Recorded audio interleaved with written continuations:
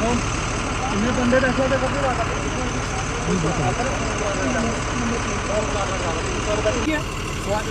तो करने फोन के लिए चला रहा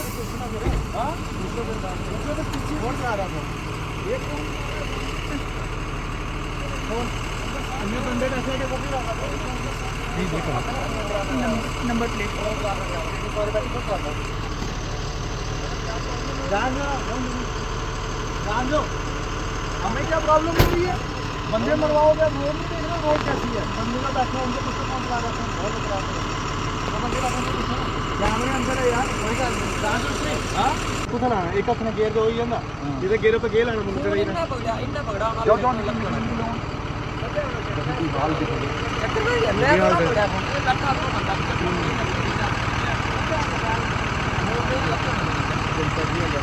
जो काटूं गड्डी यार आगे वो आवा ले चल फिर नहीं चल खच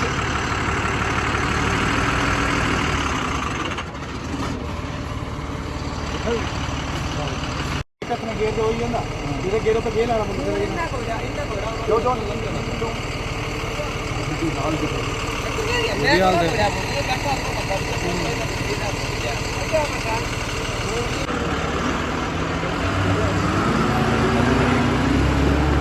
बुढ़िया फिर कानून व्यवस्था इधर नहीं होगी उधर तो है। थाना इधर नहीं होगा उधर तो है।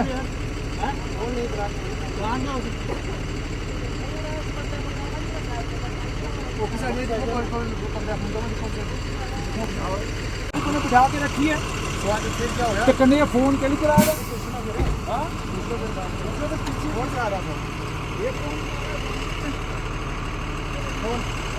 बंदे रखे थे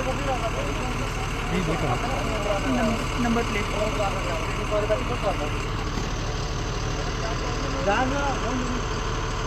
लो हमें क्या प्रॉब्लम हो रही है। बंदे मरवाओगे रोड नहीं देख रहे रोड कैसी है। बंदे का बैठे उनके कुछ कौन चला रहे हैं बहुत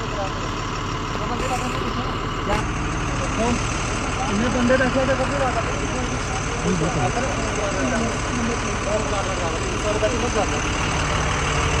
क्या प्रॉब्लम हो रही है।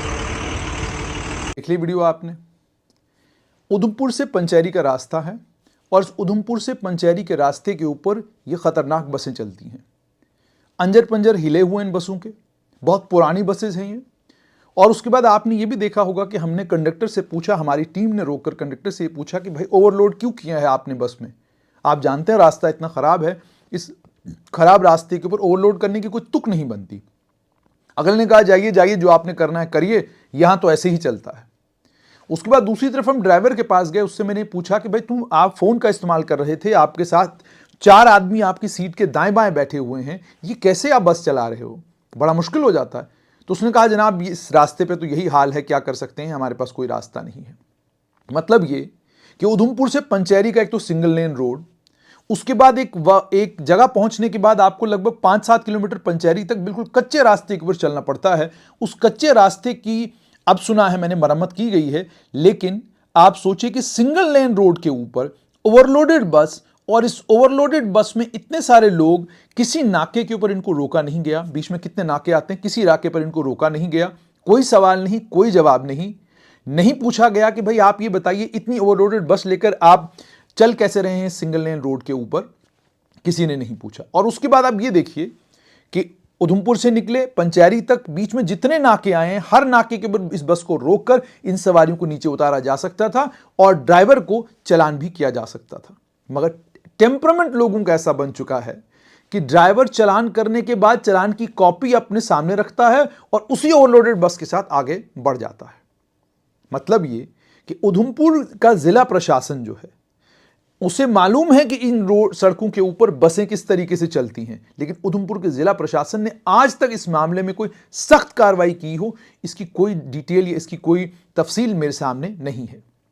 अब इस पंचैरी के रास्ते के ऊपर या किसी भी दूर दराज इलाके के रास्ते के ऊपर जो बसें चलती हैं, मेट्रोस चलती हैं, सुमो चलती हैं, बाकी गाड़ियां चलती हैं, इन तमाम रूट्स के ऊपर हाल एक जैसा है कि सभी रूट्स के ऊपर ओवरलोडिंग होती है। चाहे बस की ओवरलोडिंग हो, चाहे सुमो की, चाहे किसी भी दूसरे वाहन की ओवरलोडिंग जरूर होती है। इस ओवरलोडिंग के बाद जब हादसे होते हैं तो कभी इल्जाम ट्रैफिक पुलिस के ऊपर, कभी इल्जाम पीडब्ल्यूडी के ऊपर, कभी ये कि क्रैश बैरियर नहीं था, कभी ये कि ये तमाशा नहीं था, कभी ये कि वो तमाशा नहीं था। लेकिन असल में इन हादसों के लिए जिम्मेदार एक तो वो सवारियां हैं जो इन ओवरलोडेड बसेस में चढ़ती हैं, ड्राइवर जिम्मेदार हैं जो चढ़ने देते हैं, कंडक्टर जिम्मेदार हैं जो तमाशा देखते रहते हैं, और उसके बाद सबसे बड़े जिम्मेदार पुलिसकर्मी हैं जो अलग अलग जगह नाकों पर बैठे हुए हैं, लेकिन इन बसेस को देख अपने सामने से ओवरलोड देखकर भी इनके खिलाफ कोई कार्रवाई नहीं करते।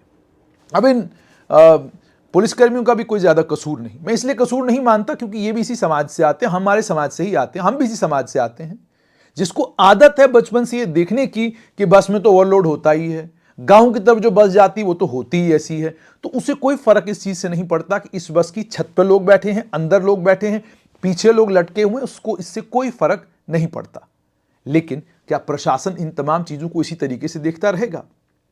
क्या आपको नहीं लगता कि जितने भी हादसे ये आपके दाएं बाएं हो रहे हैं उसका सबसे बड़ा कारण यह है कि ना तो बस चालक के दिल में कोई डर है कानून का, ना बस में चढ़ने वाली सवारियों के दिल में डर है कोई कानून का, और ना ही पुलिसकर्मियों को लगता है कि कानून का पालन बस ड्राइवर से और बस के अंदर बैठी हुई सवारियों से कराना जरूरी है, अनिवार्य है। तभी हादसे भी होते हैं और तभी इन बसेस में ओवरलोड भी होता है।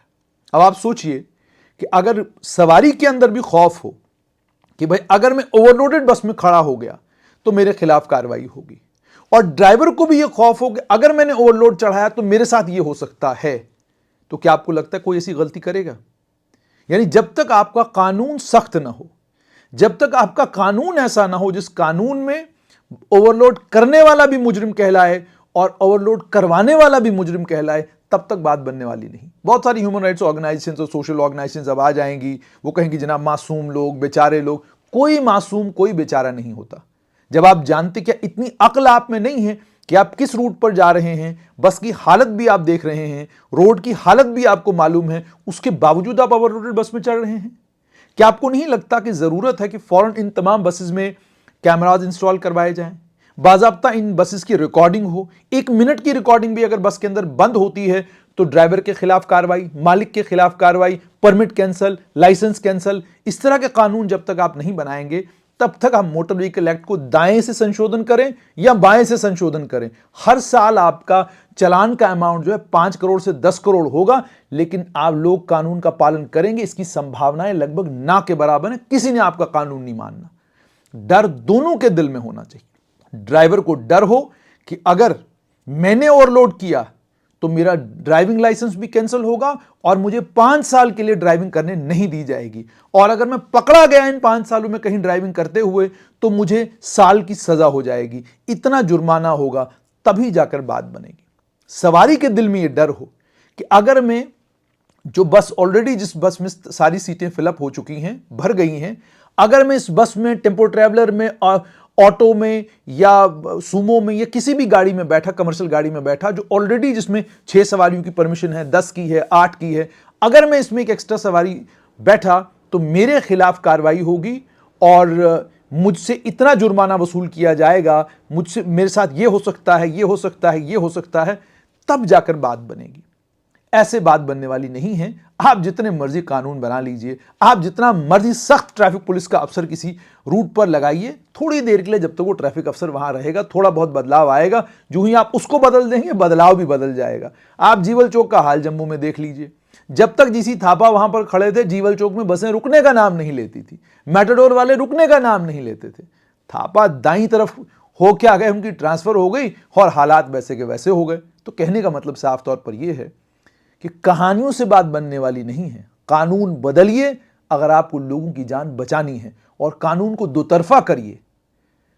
बस में बिठाने वाला भी मुजरिम और बस में बैठने वाला भी मुजरिम अगर वो ओवरलोड में बैठता है।